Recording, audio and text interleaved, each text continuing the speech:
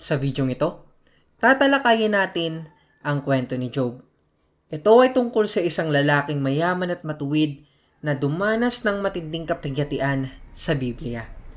Kung interesado ka sa ganitong klaseng usapin, ay huwag kalimutan mag-like, mag-subscribe, at i-click ang notification bell para updated ka sa ganitong klaseng usapin. Si Job ay isang pinagpala ng maraming kayamanan at mga anak. Subalit isang araw, ang buhay ni Job ay biglang nagbago nang pahintulutan ng Diyos si Satanas na subukin siya. Sa loob lamang ng isang araw, nawala ang lahat ng ari-arian ni Job at ang kanyang mga anak ay namatay dahil sa isang trahedya. Bagamat labis ang pagdadalamhati ni Job, nanatili siyang tapat sa Panginoon.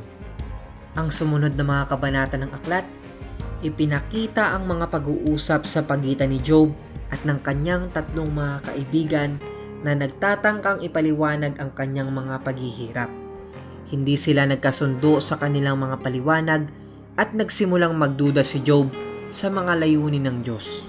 Sa huli, nagpakita ang Diyos ng isang makapangyarihang paraan at nagbigay ng mga paliwanag sa kanyang mga tanong.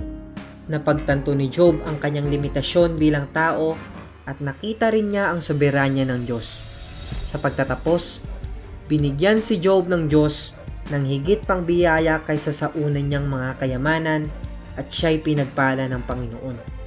Sa kabuuan, ang kwento ni Job ay nagpapakita ng halaga ng pananatili ng pananampalataya sa kabila ng mga pagsubok at kahinaan, at ng lubos na pagtitiwala sa mga plano ng Diyos kahit na hindi natin nauunawaan ang mga ito. Maraming salamat sa pakikinig sa ating kwento ngayon. Hanggang sa susunod na kwento, pagpalain kayo ng Diyos.